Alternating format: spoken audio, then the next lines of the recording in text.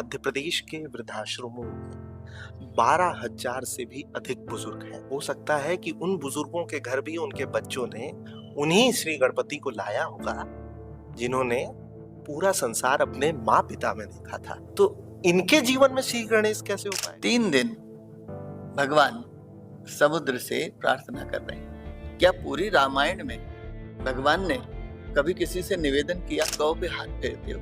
तो वो आपकी वायु से, तरंगों से आपके अंदर होने वाली बीमारी को भाग जाता है। कुछ ऐसे भी हैं जो तिलक लगाने के बाद नशे कर रहे हैं, धूम्रपान या शराब पीना, गाली गलौज। तो आपको क्या लगता है ये कौन सा स्तर है? ये कैसा तरीका हो सकता है? पादरी बनकर, आप मौलवी बनकर या आप साधु बनकर कोई भी गलत काम करते हैं तो क्या हमें उन धर्मों पे प्रश्न चिन्ह लगाना चाहिए? गौ माता की उपयोगिता जो आम आदमी के समझ में है केवल दूध की। पॉडकास्ट की शुरुआत से पहले एक दुविधा पर बात करता हूँ। हो ये चला है पिछले कुछ वर्षों में कि लोग अब रील्स और शॉर्ट्स नाम की वीडियो के एक फॉर्मेट पर ही रुकने लग गए हैं। महज 15 सेकंड और 15 सेकंड के बाद ज़्यादा से ज़्यादा 1 मिनट 30 सेकंड तक ही लोगों को सब कुछ चाहिए। अब उतनी सी देर में सब कुछ दे पाना बहुत कठिन होता है, खास तौर पे हम जैसे लोगों के लिए जो किसी भी विषय पर सारगर्भित तरीके से, मतलब बहुत अच्छे से एक्सप्लेन करके बात करना चाहते हैं। और ये तब और ज़्यादा कठिन है, या इसको बैड लक सा भी कहा जा सकता है, जब पॉडकास्ट पर किसी सब्जेक्ट के जो एक्सपर्ट्स हैं, जानकार हैं, विषयों के जो पंडित हैं, महाराज हैं, संत हैं, उनसे जब बात की जाए या उनके बारे में कुछ बताया जाए तो उसके लिए समय की ज़रूरत होती है। क्योंकि अगर वो किसी क्षेत्र के जानकार हैं तो ऐसे में वो तो अपनी तारीफ करेंगे नहीं, क्योंकि लोग, अच्छा तारीफ भी मैं कह रहा हूँ, लोग ऐसा सोच लेते हैं बड़ी आसानी से कि कोई व्यक्ति जब अपने बारे में कुछ बताने लग जाता है तो वो खुद अपनी जुबानी ही अपनी तारीफ कर रहा है। ऐसे में रील्स और शॉर्ट्स के ज़माने में किसी के बारे में बहुत लंबा कुछ कह पाना अब बहुत कठिन हो चला है। लेकिन मुझे लगता है कि आप लोग हमारे इस पॉडकास्ट को बहुत पसंद करते हैं, रुकते हैं, सुनते हैं, तो कहीं ना कहीं आप लोगों ने इतना धैर्य धीरज अब तक रख लिया, इसके लिए दिल से शुक्रिया। वक्त ना हो तो रिक्वेस्ट इतना है कि जा सकते हैं आप, और अगर वक्त है तो स्वागत है आपका। आज हमारे इस ओपन एयर पॉडकास्ट में हमने उनको साथ बैठाया है जिनको यूं तो विरासत में तपस्या मिली है। मध्य प्रदेश की एक बहुत प्रचलित, चर्चित, प्रसिद्ध और खूबसूरत मंदिर है, करुणा धाम उसे कहा जाता है। नेहरू नगर, जो राजधानी भोपाल है, नेहरू नगर में वो मंदिर है। लोग जब वहाँ आते हैं ना, तो जहाँ एक तरफ महालक्ष्मी के दर्शन करते हैं, जहाँ एक तरफ श्री यंत्रम पर बने इस मंदिर को निहारते हैं, तो वहीं दूसरी तरफ इसकी ब्यूटी में खो से जाते हैं। ये दौर ऐसा भी है कि सेल्फी और अलग अलग तस्वीरों का ज़माना है, लेकिन इन्हीं सब के साथ में जो शांति है, वो जहाँ एक तरफ लोगों की ज़िंदगी से भंग हो गई है। शांति शब्द का जो उपयोग है लफ्ज़ों पर तभी आता है जब किसी काम वाली बाई को बुलाया जाता है, मगर जब इस मंदिर में लोग आते हैं तो सचमुच में शांति का आभास करते हैं। आज मेरे साथ में करुणा धाम के पीठाधीश्वर सुदेश शांडिल्य जी महाराज हैं। सर नमस्ते। नमस्कार महाराज जी, मैंने जैसे शुरू में ही कहा कि लंबी चौड़ी बात कह डाली, बोर तो नहीं हो गया? नहीं, पक्का? हाँ, आनंद है। मैं जितना अभी आपके बारे में जान पाया, अच्छा भला तो सब कुछ चल रहा था। आप फर्स्ट ईयर में थे, एकदम से बढ़िया कॉलेज वॉलेज चल रहा था, आगे बहुत कुछ जीवन जीना था, और फिर पूजा पाठ की तरफ आ गए। देखिए, नियति जो तय करती है, जब हम उस ओर बढ़ते हैं तो हम धारा के साथ बहते हैं, जो सहजता है जी। और जब हम धारा के विरुद्ध जाते हैं तो श्रम, साध्य सब लगता है और गति प्राप्त नहीं होती। तो जो नियति ने तय किया है उसे आप स्वीकार करें और उस धारा में बहें, तो निश्चित रूप से आपकी गति बहुत तीव्र होती है। तो जो नियति ने मेरे लिए तय किया था, और जो मुझे ऐसा लगता है कि मनुष्य के जीवन का सर्वोच्च स्थान होता है भगवान की ओर जाने का, सर्वोच्च लक्ष्य होता है भगवान की ओर जाने का, वो सहजता से मुझे प्राप्त हुआ है। इसके लिए ईश्वर का और हमारे जो पिताश्री उनका बहुत बहुत धन्यवाद भी है। तो मैंने सहजता से उसको स्वीकार किया। कॉलेज के टाइम पे मित्रों को समय दे पाते थे? हाँ, थोड़ा अंतर्मुखी था मैं, जी। तो मित्र बहुत ज़्यादा तो नहीं थे मेरे, बहुत कम मित्र, ये तो सही, लेकिन बहुत कम मित्र। अंग्रेजी में कहें तो अल्ट्रा रिजर्व्ड कह सकते हैं? अल्ट्रा हटा दें, अच्छा, रिजर्व रहने दें। मतलब बातचीत होती थी। हाँ, हाँ, बातचीत होती तो थी। इतना धीमेपन से जब आप इस तरीके की बातें करते होंगे, वेद, पुराण, इन तमाम चीज़ों की, तो कोई ऐसे नहीं कहता था कि मतलब कुछ भी यार, यहाँ पर तो ऐसी बातें मत करो, या कोई पागल सा कह दे? नहीं, उस समय ऐसी बातें होती नहीं थी, क्योंकि देखिए क्या होता है कि एक लड़का जब घर में घुसता है, तो उसका कैरेक्टर अलग होता है। ठीक जब है। वो दोस्तों के साथ होता है, तो उसका कैरेक्टर अलग होता है। जी। तो आजकल जैसे घर वापसी बहुत चल रही ना, जी। तो मैं इसको इस तरीके से मानता हूँ कि मैं जब मुझे ये सब चीज़ें सौंपी गई, वो मेरी घर वापसी थी। जी। तो जो वो कैरेक्टर था, वो वहीं छूट गया। दोस्तों में ऐसी बातें होती भी नहीं। अच्छा, मैं सीधे एक अगले सवाल पर आता हूँ। नर्मदा परिक्रमा का आपका एक लंबा अनुभव रहा है। जी। जितना मैं पढ़ा और जानकार बताते हैं कि वेद पुराणों में एकमात्र ऐसी नदी हुई भारत में जिसकी परिक्रमा की जाती है। जी। आज के वो लोग जो ये समझना चाहें साधारण शब्दों में कि नर्मदा परिक्रमा है क्या, तो अपने अनुभव के अनुसार महाराज जी थोड़ा एक्सप्लेन करिए। देखिए, अगर आप मेरा अनुभव और मेरा उद्देश्य जानना चाहते हैं, पहले हम अर्थ पे जाएंगे महाराज जी। जी, अर्थ पे जाएंगे हम कि नर्मदा परिक्रमा आपके अनुसार क्या है? वही बता रहे। जी। एक बच्चा, माँ खड़ी है, एक बच्चा माँ का पल्ला पकड़ के उसके चारों तरफ घूमता है। उसे कुछ नहीं चाहिए मैया से, अपनी माँ से कुछ नहीं चाहिए। वो घूमता है, माँ अपना काम कर रही है, थोड़ी देर में उसका ध्यान जाता है, ये क्यों घूम रहा है? उसे लाड़ आता है, वो उसके सिर पे हाथ रख के उसके बालों को सहला देती है। मेरा जो उद्देश्य है नर्मदा परिक्रमा का, वो बस इतना ही है कि मैं माँ के चारों ओर घूम, ये बच्चा क्यों घूम रहा है, और वो सिर पे हाथ रख के सहला देंगी। बस, इससे ज्यादा कोई उद्देश्य नहीं नर्मदा परिक्रमा का। अब अगर हम सामान्य जन के हिसाब से कहें, तो तपोभूमि है, वहां तप होता है। भारत के सभी संत जिन्होंने भी तप किया है, जिन्होंने भी सिद्धि की इच्छा करी है, वो नर्मदा तट पर आए ही। नर्मदा तट पे आए बिना तप पूर्ण नहीं होता। महाराज जी, जो तपस्या का स्तर है वो हमने जो सुना, मैं अभी तक जान नहीं पाया हूँ कि देश के अलग अलग जगहों से, दूर दूर से, हजार हजार किलोमीटर दूर से लोग यहाँ पे आते हैं। बड़ी ही खुशी से लोग अपने पैरों में छाले झेलने को तैयार रहते हैं इस परिक्रमा में। बिल्कुल। आपने किस स्तर तक की तपस्या देखी है? देखिए, अगर हम इसके बिंदु से शुरू करें, जी। आदमी घर छोड़ता है 3-4 महीने के लिए। घर छोड़ने का अर्थ होता है वो सारे साधन, वो सारे सुख छोड़ना जो आपने अपने लिए बनाए। आप सुबह उठते हैं, हाथ में चाय आ जाती है, आप जो भोजन बोलते हैं वो बन जाता है। बरसात में आपके पास छाता है, ठंड में आपके पास रजाई, गर्मी में आपके पास एसी कूलर है। आप समाज में जाते हैं, आप अपना मनोरंजन करते हैं। जब आप परिक्रमा पे जाते हैं तो आप इन सबको छोड़ते हैं। आप 4 महीने के लिए मोह छोड़ते हैं, अपने काम से, अपने परिवार से, सबसे छोड़ते हैं। अब आप निकले हैं और आप एक अनिश्चितता के साथ निकले। आप कहाँ रुकेंगे आपको नहीं पता, आपको वहां भोजन मिलेगा या नहीं मिलेगा आपको नहीं पता, और मिलेगा तो कैसा मिलेगा आपको नहीं पता। आप पैदल चले जा रहे हैं, मार्ग में क्या आएगा क्या नहीं आएगा आपको वो भी नहीं पता है। जी।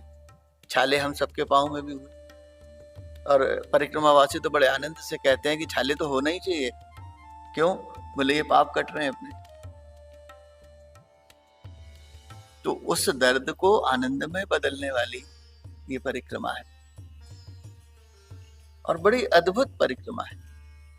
कुछ चीजें ऐसी होती हैं जो अनुभव किए बिना जाने नहीं जा सकती, जिनका शब्दों में वर्णन नहीं हो सकता। उसी में एक नर्मदा परिक्रमा है। कोई ऐसा किस्सा आपको याद आ रहा हो जो शायद कुछ हद तक बगैर अनुभव किए भी समझा जा सके? हम 11 लोग थे, 2018 में परिक्रमा की। एक लकड़कोट का जंगल पड़ता है जो खत्म होता है पामाखेड़ी गांव में। हम 11 लोग जा रहे थे और बहुत पास ही झाड़ियों में शेर बैठा था। शेर बैठा था और केवल बैठा नहीं था, गुर्रा रहा था। अब तक जो लोग उसे बेड़ियों में देखते थे या चिड़ियाघरों में देखते थे, अभयारण्यों में देखते थे, वो सामने था। सामने झाड़ियों में बैठा हुआ है, गुर्रा रहा है वहां से। अच्छा, गुर्राना भी किसी दहाड़ से कम नहीं होगा हम लोग? निश्चित रूप से। हम जब हम जैसे इसके पास पहुंचे तो शेर की एक बदबू आती है जी। वो बदबू आई तो मुझे लगा कि आसपास कहीं है। अच्छा, आप इस बात पर मुस्कुराएंगे, वो बदबू भी कैसी होती है वो भी बता दीजिए हमारे दर्शकों को, तो एटलीस्ट वो अवेयर हो जाया करेंगे, उन्हें थोड़ा तो भनक लगी जाएगा कि हाँ आसपास में कहीं है। बदबू को किसी से कंपेयर, किसी दूसरे बदबू से मतलब कंपेयर किया जा सके क्या? सड़ी हुई सी एक वो आती है, क्योंकि वो जो मांस खाता है मुंह तो धोता नहीं जी, तो वो सब चीजें रक्त की और उसकी मिश्रित होती है, और जंगल में कोई भी बदबू आए तो आप तो मान ही लो कि शेर की है। तो वो गुर्रा रहा था वहां से। साथ में एक बच्चा था, उसके हाथ में एक छोटी सी लकड़ी थी, तो वो डरा, उसने कहा इधर कुछ है, इधर कुछ है। तो मेरे को सबसे पहले जो ख्याल आया कि भाई जंगल का राजा है, उसको लकड़ी नहीं दिखानी चाहिए। क्या बात है। तो मैं गया, मैंने उसका हाथ नीचे किया, उनका चलो। इन सब घटनाक्रम में न तो वो पीछे आया, न उसने आक्रमण किया। हम में से 11 में से कुछ लोग ऐसे थे जिनको बिल्कुल भी भय नहीं लगा। प्रतिशत कितना होगा जिनको भय नहीं लगा? 11 में से 2-3 लोग थे। अच्छा, थोड़ा छोटा था परसेंट तुम्हारा। होना ही था जी। भय नहीं लगा जिनको। अब प्रश्न ये है कि जंगल है तो शेर है, कोई बात नहीं, मिल गया कोई बात नहीं, पेट भरा होगा, आक्रमण नहीं किया, मैया की कृपा थी, कोई बात नहीं। डर क्यों नहीं लगा? डरना चाहिए ना, मानव का स्वभाव है कि अगर शेर आपको जंगल में खुला मिल जाए तो आपको डरना ही चाहिए, नहीं तो आप एबनॉर्मल हो। यही कृपा है ऊपर वाले की और नर्मदा मैया की। निश्चित रूप से यही कृपा है। मुझे पता चला कि आम जनजीवन से अलग होता है यात्रा के दौरान लोगों का आना जाना। मांग करके आप लोग खाते हैं, उस समय पर किसी प्रकार की कोई अजीब सी बात लगती है या कभी कोई ऐसा थोड़ा भी फील होता है कि अगर ये मना कर दिया तो? मांगने का जो भाव है वो अहंकार को खत्म करना ही। आप वहां दाता बन के नहीं जाते। परिक्रमा का एक भाव है कि आप अपने अहंकार को शून्य करें। देखिए परिक्रमा क्या है, जहां से शुरू हुई वहीं आके खत्म हो गई, तो ये शून्य हुआ। शून्य से महाशून्य का विलय, यही जीवन का उद्देश्य है। अब शून्य क्या होना है? अहंकार, क्योंकि सबसे मजबूत वही है। तो मैया सब परिक्रमावासी कहते हैं कि अगर किसी को अहंकार है तो मैया ऐसी परिस्थिति जरूर बनाती है कि जब आदमी हाथ फैलाता ही। तो उसकी पहले से ट्रेनिंग यहाँ कर लो। बिल्कुल ऐसा कह सकते हैं। निश्चित रूप से। अच्छा, वहां से यात्रा के दौरान मांग करके लेना तमाम सारी चीजें आम जनजीवन में कैसे कोई उतार पाए उसे? आपको क्या लगता है? देखिए आम जनजीवन में उतारना तो कठिन होता है। कठिन इसलिए होता है कि जब आप परिक्रमा में होते हो तो आप मूर्ति होते हो। जी। एक और खूबसूरत बात आपको परिक्रमा की बताता हूँ। कहीं भी जाते हैं, जब हम पहुंचते हैं तो जो घर में बैठा है या आश्रम में व्यक्ति है, वो कभी ये नहीं पूछता कि कितने स्त्री हैं, कितने पुरुष हैं, कितने बच्चे हैं, बूढ़े हैं। वो पूछता है कितनी मूर्तियां हैं। संस्कृत जी शब्द है, जी मूर्तियों का अर्थ है व्यक्ति कितने। जी। आप देखिए लिंग भेद समाप्त हो गया, समानता मूर्तियां साफ पूछने देखी से जा सकती है। समानता का हो गया। जी सामाजिक समरसता का सबसे बड़ा उदाहरण नर्मदा परिक्रमा है। और केवल सामाजिक समरसता नहीं है मूर्तियां पूछने के पीछे। मूर्तियां पूछने के पीछे एक आपको संदेश है कि आपके साथ जो चल रहे हैं ना, स्त्री पुरुष के भाव से मत देखो इनको, जीव मात्र के भाव से देखो, जिससे आपके अंदर वासना पैदा न हो सके और आप शुद्ध चित्त से यात्रा कर सको। ये जो सवाल है कई लोगों को चुभेगी, जिन्हें चुभेगी वो उनका वर्ग अब थोड़ा ज्यादा है। सोकर जैसे ही उठते हैं बेड पर ही लेटे लेटे 2 घंटे तक मोबाइल फोन यूज करते हैं। सोने जब जाते हैं तब भी 2 घंटे मोबाइल फोन यूज करते हैं, और उस दौरान करते इतना मात्र है कि 15 सेकंड से लेकर के 1.5 मिनट तक की उन वीडियोस को ऊपर नीचे सरकाते हैं जिसमें बहुत मसालेदार कुछ होता है, एंटरटेनिंग होता है, या कई बार बहुत कुछ फूहड़ सा भी होता है। वो इस तरीके की यात्राओं से कैसे जुड़ेंगे बाबा? देखिए, जुड़ने के लिए 2 लोग चाहिए, है ना। माँ तो अपनी जगह बैठी, आपकी जो चित्त वृत्ति है वो आपको दिशा देती है कि आप कहाँ जाएंगे, किस ओर जाएंगे। या जैसे आज ये पॉडकास्ट हो रहा है जी, हो सकता है इसको सुनकर भी कई लोगों को उत्सुकता हो माँ के प्रति आकर्षण, क्योंकि उत्सुकता भी कई बार मिला देती है कि जाके देखें तो सही क्या हो रहा है। जैसे मान लो आज आश्रम के बारे में कोई नेगेटिव खबर छाप दे जी तो जो भक्तजन है जो जुड़े हुए हैं उनको मालूम है कि ये गलत है। जी जो आना ही नहीं चाहते वो कहेंगे देखो हम तो इसीलिए नहीं। लेकिन एक बीच का वर्ग है जो उत्सुकता में आएगा, चल के देखे तो सही क्या हो रहा है वहां, ये हो भी रहा है कि नहीं हो रहा, वो जुड़ जाएगा। तो जब आपके चरित्र के विरुद्ध या आपकी सोच के विरुद्ध कोई बात आती है सामने तो एक उत्सुकता तो जगाती है,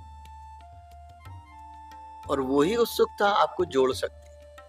तो ऐसा मान करके चलें कि बातचीत होती रहनी चाहिए, होते ही रहनी चाहिए, और ये सोच लिया जाए कि कार्य प्रगति पर है। निश्चित रूप से। बस वो प्रगति वाला बोर्ड हटा देना चाहिए। अच्छा महाराज जी, तिलक को लेकर के अलग अलग प्रकार की बातचीत हमेशा चलती रहती है। अब इन दिनों में भी तिलक का क्रेज बढ़ा। क्रेज शब्द का उपयोग इसलिए कर रहा हूं क्योंकि स्नान किया हो नहीं किया हो, तिलक लगाने के बाद 2 चीजें हो रही हैं। ज्यादातर लोग ऐसा मानते हैं, मैं नहीं कह रहा ये, कि एक तो वो अच्छे दिखने लग जाते हैं, और दूसरा कि वो सनातनी हो जाते हैं सिर्फ तिलक मात्र से।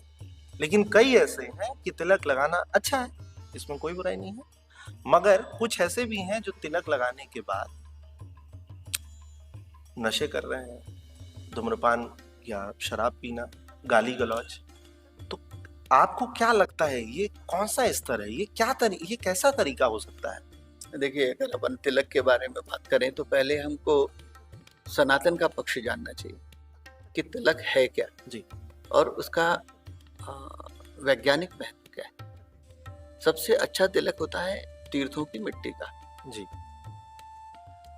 सारा इंटरनेट ईथर पे चलता है, उस पे ट्रेवल करता है। हमारे जितने भी तीर्थ स्थल हैं वहाँ अभी मान के चलें कि बहुत सारे ऋषि मुनियों ने तप किया, और उस तप का प्रभाव आज भी वहां उसकी भूमि में विद्यमान है। तो वो तिलक सर्वोत्तम होता है। फिर मलयागिरी चंदन है, गोपी चंदन है, हल्दी वाला कुंकू है। जब ये इस अजा चक्र पे लगते हैं तो यहाँ हमारा इड़ा, पिंगला, सुषुम्ना 3 नाड़ियों का संगम, और एक रसायन जो ऊपर से नीचे आता है सेरोटोनिन, वो डिप्रेशन के लिए अगर अधिक मात्रा में उसका स्राव होगा तो डिप्रेशन में जाता है व्यक्ति। तो अगर वैज्ञानिक महत्व हम समझें तो तिलक उस स्त्राव को कंट्रोल करता है, नियंत्रित करता है और डिप्रेशन में नहीं जाने देता, मन को अधोगति में नहीं जाने देता। तो तिलक का वैज्ञानिक महत्व ये है।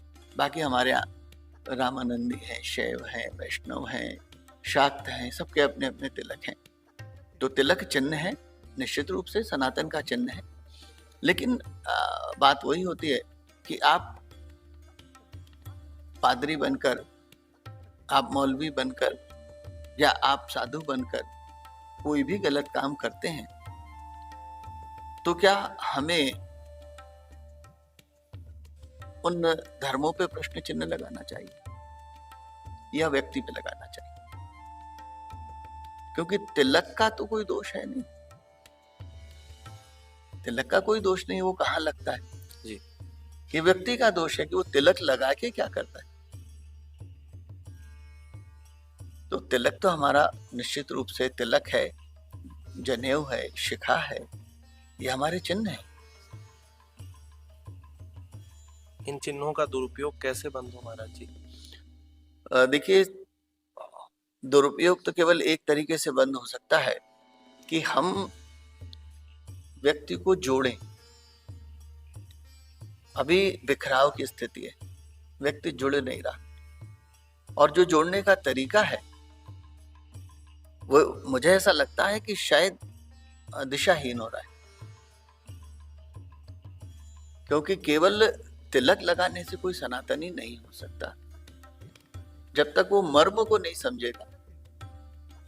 देखिए, आज जो सिनेरियो चल रहा है कि सबको इकट्ठा करना है, इकट्ठा आक्रमण के लिए करना है या आक्रमण से बचने के लिए करना है? हम कभी भी आक्रमणकारी नहीं रहे, आताताई नहीं रहे। हमने कभी किसी दूसरे देश में जाके आक्रमण नहीं किया। जो आक्रमण हुआ हमारे यहाँ, जो लूट हुई हमारे यहाँ हुई, जो मंदिर तोड़े गए हम नहीं, हमारे ही तोड़े गए। तो हमें इतना सशक्त बनना है कि कोई आक्रमण से पहले 100 बार सोचे कि करें कि नहीं करें। आपकी तरफ से कही गई बात व्यक्ति विशेष पर भी लागू होती है? नहीं, व्यक्ति विशेष पे तो नहीं होती, लेकिन समाज के लिए तो है, समाज के लिए तो है। उसके लिए एकजुटता भी बहुत जरूरी है, उसके बिना हो ही नहीं सकता। देखिए, भिन्नता है, आर्थिक हो, चाहे बौद्धिक हो, चाहे सामाजिक हो, असमानता संसार का नियम है, वो कभी खत्म नहीं होगा। चाहे कोई कुछ भी कर ले, संसार का हर व्यक्ति अमीर नहीं हो सकता, संसार का हर व्यक्ति बुद्धिमान नहीं हो सकता, संसार का हर व्यक्ति धार्मिक नहीं हो सकता, संसार का हर व्यक्ति शक्तिशाली नहीं हो सकता। चींटी उंगली में उतना दम नहीं है जो अंगूठे में है, लेकिन जब वो एक साथ होते हैं तो वो मुष्टि कहलाती, अंगुलियां नहीं कहलाती। तो हमको मुष्टि बनना है। एक बहुत इस पूरे पॉडकास्ट आप लोगों ने बड़े करीब से अगर इस वाली बात को समझा होगा तो ये साफ समझ आ रहा होगा कि एकजुटता जो है वो कितनी जरूरी है। फिर से एक बार धन्यवाद कर रहा हूँ, इतनी देर तक आप लोग पॉडकास्ट में रुके हुए हैं। एक बहुत जरूरी सवाल ले रहा हूँ महाराज जी इस पूरे पॉडकास्ट का। मर्यादा पुरुषोत्तम राम को जितना मैंने पढ़ा, जानकारों से सुना कि वो पूरी रामायण में सिर्फ एक बार नाराज हुए, और किन पर हुए? समुद्र पर। लेकिन ये जो सवाल है मेरा, वो सवाल ऐसा है कि पूरी रामायण में राम जी सिर्फ एक बार नाराज होते हैं, मगर अब इन वर्षों में कुछ ऐसा देखा जाता है, मीडिया रिपोर्ट्स के अनुसार कुछ अलग अलग मामले बताता हूँ। मार्च 2023 में बाइबल की शॉप पर तोड़फोड़ की जाती है, वहां श्री राम के नारे लगाए जाते हैं। उसके बाद बीते कुछ दिनों पहले ही महाराष्ट्र में एक व्यक्ति, अभी कुछ महीनों पहले ही, ये शायद अक्टूबर की बात है, अक्टूबर में ही मुंबई में एक ने ये कहा कि जय श्री राम के नारे लगाओ, जय श्री राम बोलो, तभी खाना खाने को मिलेगा। वो खाना बांट रहे थे और उस पर काफी बहस भी हुई। ऐसे कई मामले आते रहते हैं लगातार। तो इन्होंने किस श्री राम को पढ़ लिया? ये जो लोग हैं, इन्होंने किस श्री राम को सुना, किस श्री राम के बारे में जाना? ये कौन से श्री राम है महाराज जी? एक परिवार है, 4 बच्चे हैं। उस परिवार में पड़ोसी से झगड़ा होता है, किसी बात को लेकर मनमुटाव होता है। उनमें से एक उग्र स्वभाव का है और वो लट्ठे लेके पड़ोसी के यहाँ पहुंच जाता है मारा पीटी करने। निश्चित रूप से बात परिवार में भी आती है। हम उससे अछूते नहीं रह सकते। हम ये नहीं कह सकते ये हमारा बेटा नहीं, गलती है, लेकिन परिवार की नहीं, गलती उस व्यक्ति विशेष की, बच्चे विशेष की। तो हमारे समाज में भी ऐसे लोग हैं जो बल से परिस्थितियों को बदलना चाहते हैं। निश्चित रूप से वो गलत है, लेकिन उसके लिए हम श्री राम को बीच में न लाएं। इसलिए न लाएं क्योंकि सब जानते हैं कि श्री राम की सीख, शिक्षा क्या है। भाई ये भी कहा है कि शठम शाठ्यम समाचरे, शठ के साथ शठ जैसा व्यवहार करना चाहिए। अब आपने कहा कि राम भगवान को पहली बार गुस्सा आया, और शायद अंतिम बार भी।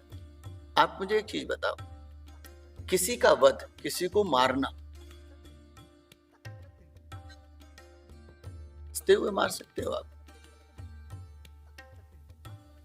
बिल्कुल नहीं। भगवान राम ने कितनों का वध किया? हंसते हुए किया होगा, मुस्कुराते हुए किया होगा। फंसा दिया यहाँ पे आपने। लेकिन जो प्रत्यक्षतः क्रोध है, युद्ध क्रोध से, जोश से, उत्साह से ही होता है, वहां आप परिहास नहीं कर सकते। तो वो एक परिस्थिति थी, लेकिन सामान्य परिस्थिति में राम भगवान को केवल एक बार क्रोध आता है। तो हम इस पे चिंतन करें कि क्रोध क्यों आता है। 3 दिन भगवान समुद्र से प्रार्थना कर रहे हैं। क्या पूरी रामायण में भगवान ने कभी किसी से निवेदन किया? नहीं। और अगर किया तो क्या उसने 3 दिन प्रतीक्षा कराई? बिल्कुल नहीं।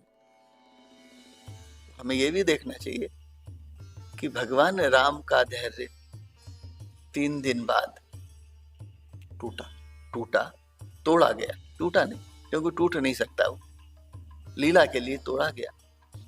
और वो जो तोड़ा गया वो भी अकारण नहीं था। दक्षिण दिशा के बहुत सारे दैत्य ऐसे थे जो अवध्य थे, जो समुद्र को क्षति पहुंचाते थे। तो जैसे ही भाई क्रोध तो भगवान को पहले आया, उसके बाद उन्होंने धनुष और बाण निकाला और बाण का संधान कर लिया। क्या समुद्र को यह पता नहीं था कि ये सब हो रहा है? वो पहले प्रकट नहीं हुए कि जैसे ही क्रोध आए तो भगवान के शरणागत हो जाएंगे प्रभु। वो जब प्रकट हुए, जब संधान हो गया। उनको मालूम था कि मैं शरणागत होऊंगा, भगवान मुझे तत्काल क्षमा करेंगे। क्यों? क्योंकि मेरा जो नहीं आना है वो पर्यावरण के लिए। अगर मैं रास्ता देता हूं तो कितने जलजीव मरेंगे, और फिर सब आके खड़े हो जाएंगे कि दे रास्ता। उनके साथ भी करो या मरो की स्थिति थी। लेकिन पर्यावरण के लिए क्या हो कि ना।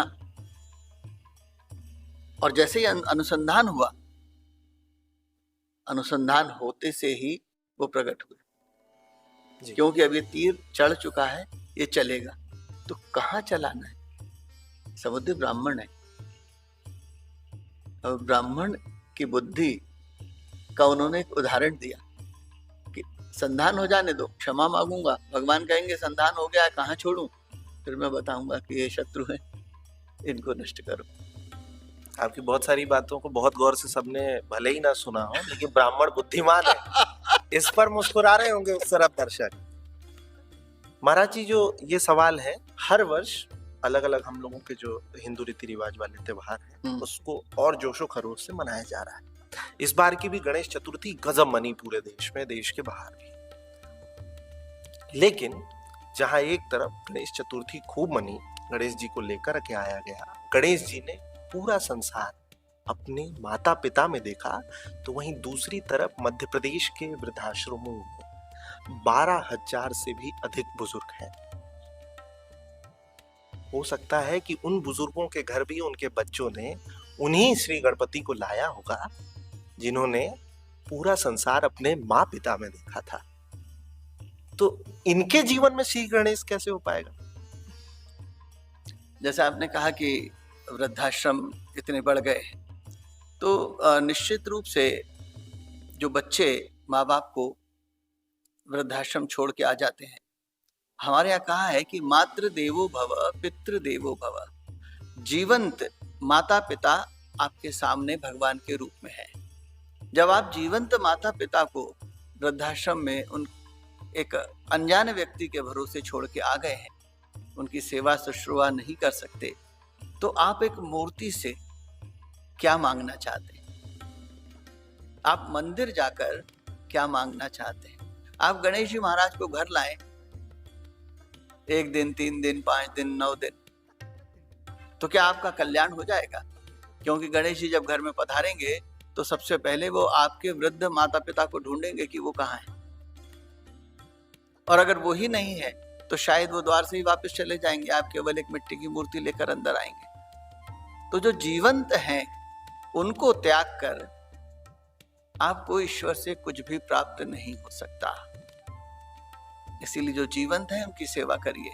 हमारे यहाँ पुराणों में कहा है कि माता पिता की सेवा से सूर्य और चंद्र ग्रह ठीक हो जाते, बहुत सारे ग्रह ठीक हो जाते।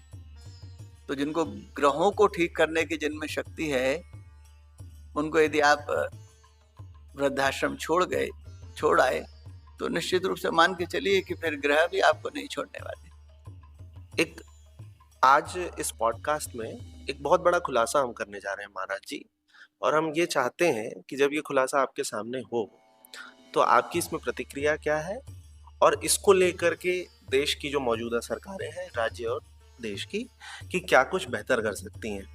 छत्तीसगढ़ के में जो सरगुजा रीजन है, सरगुजा के अंबिकापुर के रहने वाले हैं रिंकू तिवारी, वो गौपुत्र वैसे कहलाते हैं क्योंकि कई वर्षों से वो गायों की सेवा कर रहे हैं। आप जब इस पॉडकास्ट के लिए आ रहे थे तो सबसे पहले आते से ही आपने गौ माता की सेवा की, पुचकारा, प्रेम किया, और ये जो करुणाधाम सेवा आश्रम है ये भी हजारों हजार गौ माताओं की सेवा लगातार हर रोज करता है। अब मैं हमेशा की तरह इसी पॉडकास्ट पे ऑन कैमरा सीधे रिंकू जी को फोन लगा रहा हूँ, और वो गौ माता को लेकर के एक इतना बड़ा खुलासा करेंगे महाराज जी, जो देखने वाले दर्शक, यहाँ बैठे लोग, हम सब के लिए बहुत अलग है। मैं उस खुलासे के बारे में जान चुका हूँ, उन्होंने जब मुझे बताया तो मैं बड़ा शॉक्ड था, और मैं ये चाहता हूँ कि आप जैसे जो महाराज हैं वो इसको सुनने के बाद क्या सोच रहे हैं, और आखिरकार उनके मन में क्या आता है और कैसे इसको सही किया जा सकता है। तो मैं सीधे उनको फोन लगाता हूँ। रिंकू भैया, हेलो रिंकू भैया। जी भैया। मेरे सामने बैठे हुए हैं करुणाधाम के पीठाधीश्वर सुदेश सांडिल्य जी महाराज, और वो गौ सेवक हैं, लंबे वर्षों से लगातार गौ माता की सेवा करते हैं। ये जो करुणाधाम है ये अब तक हजारों हजार गायों की सेवा कर चुका है। गायों का क्या हाल होता है इसको लेकर के महाराज जी को बताइए जरा। अगली आवाज उनकी।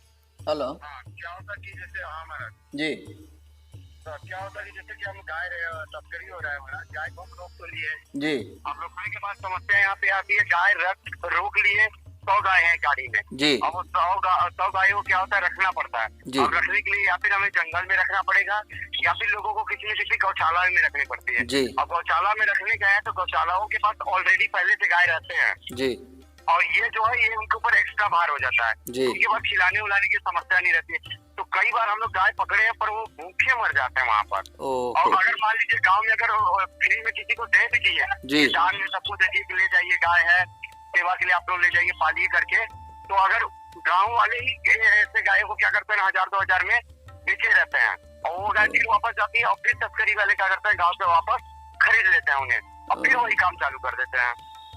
ये ऐसा रोटेशन चलता है। हम लोग 90 से 100 गाय एक बार पकड़वाए थे, कई बार पकड़ा, पर एक बार हमारे सामने ऐसे हुई कि कहीं पर कोई गौशाला लेने के लिए तैयार नहीं हुआ। एक गौशाला हम किसी तरीके से डाल दिए, अब वहाँ पे पुलिस वाले बोलते हैं कि इसका चारा आप लोग कराइए, दूसरी संस्थाएं बोलती हैं कि आप लोग पकड़वाए आप लोग कराइए। बीच में फंस गए हम लोग, हमारे पास बजट उतनी है नहीं कि हम लोग गायों को करा पाए। तो वो धीरे धीरे जितने गाय 90-100 थे, रोज 5-10 करते करते भूखे अरे राम, क्योंकि वो वैसे ही रहते हैं, भूखे ही रहते हैं, कमजोर रहते हैं। कमजोर गाय बैल को ये लोग टारगेट करते हैं तस्करी वाले जी, और गांव से तस्करी वाले ऐसे ही उठाते हैं। कमजोर जो है आपके मतलब किसी के घर गए कि कमजोर गाय है जी, आप मेरे को 2000 लो, दे दो अपने गाय को, तो मालिक सोचता कि इस बूढ़े गाय का हमें 2000 तो मिल रहा है कम से कम, जी, वो बेच देता है लालच में आकर। अभी ऐसे ही काम करते हैं। तो मतलब तस्करी रोक कर भी ना हम गाय को सेफ नहीं कर पा रहे हैं, बचा नहीं पा रहे हैं। जी, जी, जी, सबसे बड़ी समस्या यहाँ पे है जी, बाकी रोड में जो एक्सीडेंट इलाज हो जी, हो ही जी, रहा है, बहुत जी। अच्छे हो, प्रतिदिन 10-15-20 एक्सीडेंट हो ही रहे हैं। रिंकू भैया बहुत शुक्रिया इस बारे में बताने के लिए। पहली बार ऑन कैमरा एक बहुत बड़ा खुलासा हुआ। बातचीत के लिए आपका बहुत शुक्रिया रिंकू जी।